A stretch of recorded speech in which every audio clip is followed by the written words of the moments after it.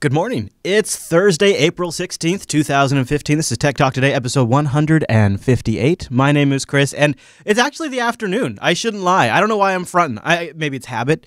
Maybe I like to give you the mystique that it's like early here, and I've got a cup of coffee. No, it's straight up. It's the afternoon. You can see I'm so bright right now. Wow, it looks like I'm in the Johnny Ive box. Hold on, let me see if I can get in here. This is the greatest watch we have ever made. Wow, if you're not watching the video version, you're really missing out. The Johnny Ives box effect is really something. Let me see if I can fix that. That's just ridiculous. So why am I in the Johnny Ives box right now? Because it's like a few minutes before Tech Tap's supposed to start on a Thursday. This has been like the craziest couple of days because we're getting ready for Linux Fest Northwest. I've been trying to get my vehicle ready so that way I can make the trip back and forth between Bellingham and Arlington, which is where the studio is at. So to do that, it means I got to get my tabs renewed because my tabs totally expired. So I got to get my tabs renewed. Okay, so that's not a big deal. But in order to get my tabs renewed, I got to get my emissions checked. In order to get my emissions checked, I got to get my exhaust fixed. In order to get my exhaust fixed, I had to miss some Tech Talk today. And that is so that way I can drive up to Linux Fest Northwest this coming week. The folks start arriving tomorrow. So, yeah, I am here. I'm sorry that it has been a little bit of a weird schedule. Hopefully tomorrow I'll be able to do an episode. So if you've been missing me, been missing the show, I mean, not me, I'm sure, right? I miss you too, baby. I love you.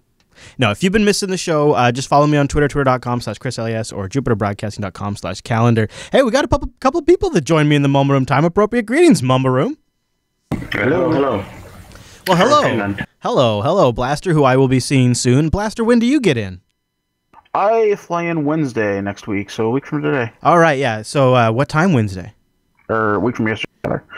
I'm getting in about 3 o'clock local time. Cool, yeah. So that's one of the reasons we won't be doing it unfiltered. So we should do like a big old barbecue. That could be enough time for us to do a barbecue up here once you get here. Ooh. Oh, I feel like we're going to be doing a lot of trips to the butcher. My mouth's watering already. Yeah, good boy. All right, well, you know what we'll totally do, Blaster, is you can ride with me to the butcher and we'll use the Flex 2 FM transmitter that you recommended to me to listen to music or podcasts on the way to the butcher. Yep. Mind blown. All right, well, it has been a really rocky day for Microsoft. They have a couple of wins. Actually, I'm sorry, they have a couple of losses. It's a big difference there, isn't it? A couple of losses and one pretty solid. Well, we'll see. So let's start with the big loss. Marissa Mayer announces that Yahoo is, quote-unquote, redoing their deal with Microsoft Search. So Yahoo just renewed its search partnership with Microsoft with some pretty huge modifications. Here's the big one. Yahoo was responsible for the sales of relations for Bing search ads under the partnership previously. All those sales relationships are going to come under the Microsoft, i.e. Microsoft will be doing the legwork there now. The new deal now openly requires Yahoo to pull a majority of its traffic from the Bing ads marketplace, just 51% rather than 100% that was required before, so a big cut in half there. That means the other 49% of Yahoo search traffic could be monetized by Yahoo's own ad units or potentially by Goog's. I'm sorry, baby. I didn't mean that. By Google. There are some huge ramifications. Yahoo has a lot of flexibility with this 49%. That means almost half of its search traffic doesn't have to go through Bing anymore. That's a huge modification to this deal. They could be redirecting almost half of their search traffic somewhere else, which means it'll probably be able to cut costs for Yahoo. They'll be able to keep some of that ad revenue more directly, half of the ad revenue there directly. And Microsoft will have to hire and beef out its ad force team to sell those ads for Yahoo now. So Microsoft will be taking that cost on. Marissa Mayer said, "I'm excited to announce the renewed search alliance with Microsoft. It opens up significant opportunities for Yahoo." Yeah, I bet it does. So that's sort of condemning the Microsoft deal, I think, there. And in another sort of bad announcement for Microsoft, here's number 2. AT&T and Verizon, the two largest wireless carriers in the U.S. of A, hoo-yah, announced that they will not be including the Microsoft pre-bundled apps. That Microsoft scored this deal with Samsung to include like OneNote and Skype and a few other of the Microsoft classics now. OneDrive, that was what it was, OneDrive. On the S6 by default. That's a major get for Microsoft, except for on the two most important carriers. Yeah, on Verizon and AT&T, they're going to pull those off. That's what Verizon and AT&T both announced today. Their carriers' decisions were met with a lot of resistance from Microsoft. So that's not too bad. The Microsoft in a statement said, we're going to continue to work with our partners to try to bring the best of the productivity services to everyone. Oh, Microsoft, you're really soldiers there. And so this is interesting. You got two losses here. Microsoft's losing on the Bing front with Yahoo, and Microsoft's losing on, this is a major pre-bundle. Blaster, I know you've been around for a long time. This is, to me, equivalent to like Microsoft Office being pre-installed on like a PC you buy. Do you feel the same way? Yeah, a little bit. And so when they lose out on the #1 Android manufacturer, right? Do you think that's a big deal? I think it is a big deal. People are not as many people are going to be using the app because it's not going to be pre-installed. Right. Default is king, as Matt says. Yeah. And so that's the two bad news items for Microsoft today. There is one good news item, and I'm not so sure how I feel about it. Microsoft has announced it will be bundling those applications with Cyanogen's Android. Cyanogen's getting in bed with Microsoft now. Now, isn't this interesting? Cyanogen goes off, grows up, becomes a big boy company, or big girl company, a big unisex company. And now they're striking deals with Microsoft. Man, when I think of Cyanogen, you know what I don't think of? Pre-bundled Office applications. That's not what I want with my Cyanogen ROM. That's not what I think of. What is going on here? How are we living in an age where the device that is considered to have the most bloatware, the Verizon and AT&T Galaxy devices, hello, #1 bloatware devices on the market, they are removing Office, and then Cyanogen, where I go to get my lean, mean Android machine, that's coming with Office? What universe are we all living in? I really hope they offer a light version of the ROM that doesn't have that. I hope that Cyanogen got a big, fat check. I hope Cyanogen got enough money for the next 5 years. I hope Cyanogen is set now, because this rubs me as exactly an antithesis to what the Cyanogen brand is supposed to represent. But, I mean, maybe they're the best apps on the market. Maybe it's not that big of a deal. Maybe they can come up with a nice, clear, easy way for users to remove them, whatever the case may be. If I were to get a Cyanogen device, I would not want these apps. I would prefer to be as clean and lean and mean as possible. That's why I would buy. As an Android enthusiast, the reason you shop Cyanogen in the first place would be that, I would think. All right, I'm going to move on because I'm getting super upset. Actually, one quick point. Yeah, go ahead. I think a distinction needs to be made between Cyanogen Mod and Cyanogen OS. Cyanogen OS is their kind of proprietary packaged Android, whereas like Cyanogen Mod is the open source based ROM that everybody gets for their phone. Right, and one is the one that ships on the One Plus, correct, or did? Is that true? Yeah. I don't think they have a deal with the One Plus anymore, but right. Yeah, One Plus has. I may be wrong about that. Has whatchamacallit now, the ozone or oxygen. Something, yes. Yeah. Thank you, Blaster. Thank you, because I was getting upset. I was losing the details there. And the reason why I still think this is sort of critical importance is because the two come from the same idea. That the two different projects are of the same original concept. And I really just I don't even know what they start to say things like, we're going to offer native integrations. What the hell does that mean? What is a native integration? And when you start talking like that, I stop trusting you. Maybe it's just me. Yeah, it's probably just me. All right, so it just feels a little weird. Speaking of Googs and things that are a little weird, they're in a whole lot of trouble right now over there in the EU, but some people think it could be a quick settlement. Well, that's at least what Mark Bergen thinks over at Recode. He suggests that this could end up not really being a big deal. Now, there's D-bags out there like Mike Elgin, and yeah, I'm going to call him a D-bag. He calls this now the European... What did he say? The EU Commission's war on Silicon Valley. He now says this is the EU versus Silicon Valley. This is a war, and that Google is the biggest victim of this war. Don't buy into this. Do not take sides. Do not be rooting for Google. Don't root for the EU. You guys, don't get sucked into this. The tech press is going to have a heyday with this. They're already calling it a war. That is, if you think about it, extremely disrespectful to people who have served in actual real wars. This is ridiculous. So this could be a big deal, or it could just get completely settled. Now, Mark Bergen over here at Recode thinks it's going to get probably pretty settled. Google's already working on a behind-the-scenes settlement. They believe the people that have been consulting with Google say that from previous companies they've learned you cannot fight them, you just settle. This is one executive from Microsoft who said this, saying that it was even worth settling up to a total of $1.5 billion instead of fighting them in the past. European regulators are tougher on tech giants in the U.S. Now, on this very show, we have talked about some pretty egregious things that did seem to flag regulators here in the U.S. for going after Google, but they opted not to pursue it. We've talked about them here on this show. So even by the U.S.'s own laws, Google has tripped some of these antitrust anti-competitive stuff. And in the EU's case, here's an example they're using. If you're selling shoes and you go and you pay for listing on Google Shopping, then when you go Google search for shoes, you know how it works. Google shows you the shopping results of shoes right there and then all of the search results. Now, the problem that people have is you might have the best, most relevant product, and it's maybe 3 or 4 or even maybe number 1 in the search results, but you still are getting beat by the people who paid to get listed up top underneath that search box with the picture, with the price, with the buy now, with the Google checkout button. And now some people are saying, look, the only reason Google's even able to leverage that spot to do that is because they are a monopoly in search. If they didn't have that monopoly power, they wouldn't be able to do that. Ergo, that is an abuse of their position. Maybe you agree with that. Maybe you don't. That's super rough, but that's essentially what one of the examples I heard during a press conference. And it does you kind of think about it for a minute and go, oh, well, I kind of see that a little bit, I suppose.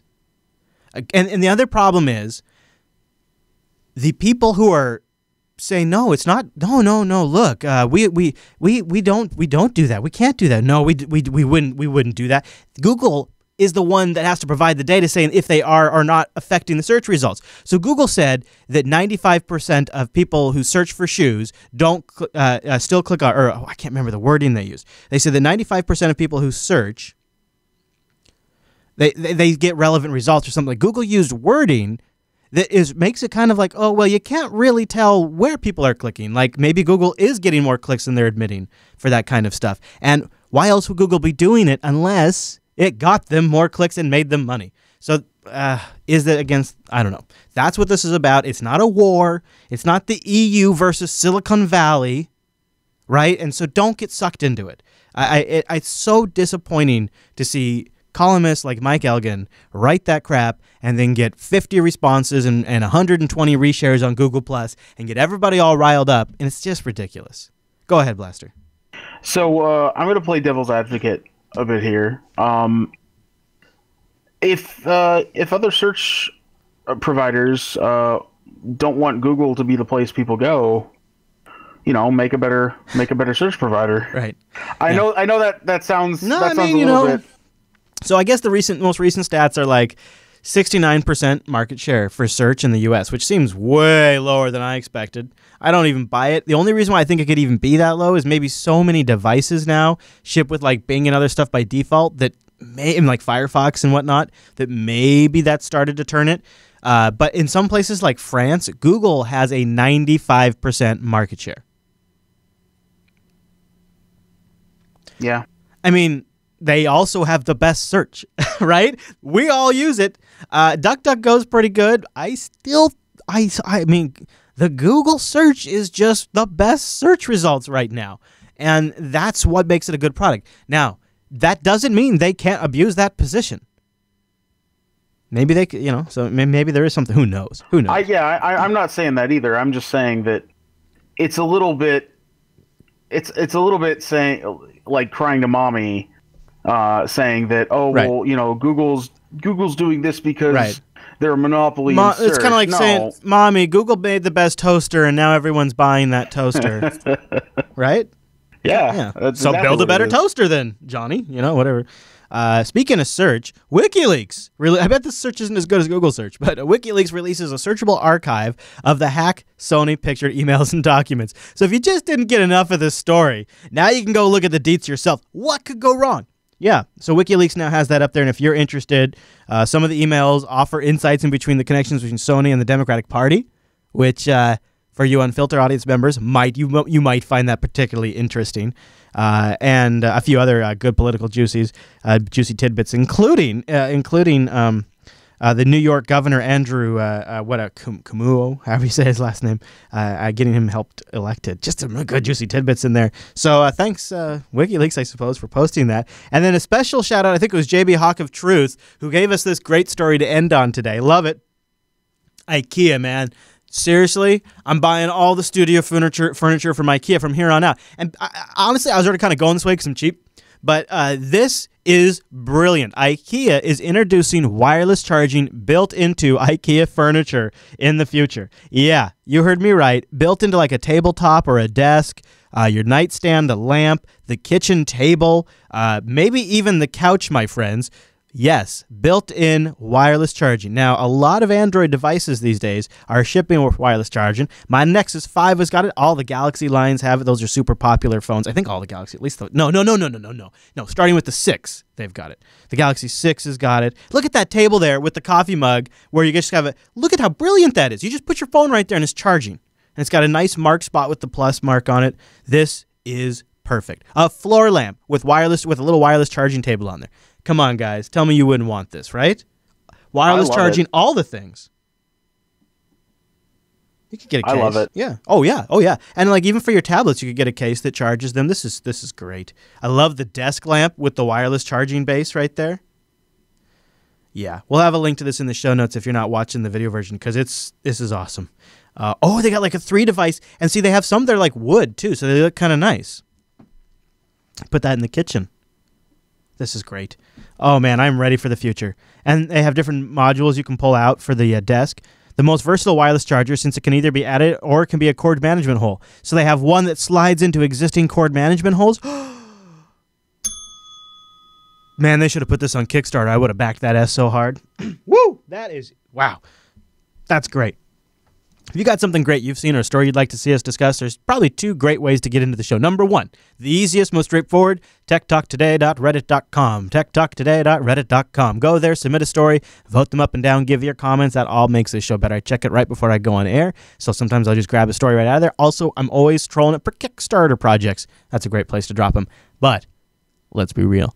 This mumble room right here, it be live. It's going all the time during the show. You just join this mumble room. If there's a story you want to talk about today, you just bring it up and we will discuss it. And if it sucks, I'll say, yeah, who cares? But you can still give it a shot. It's pretty good.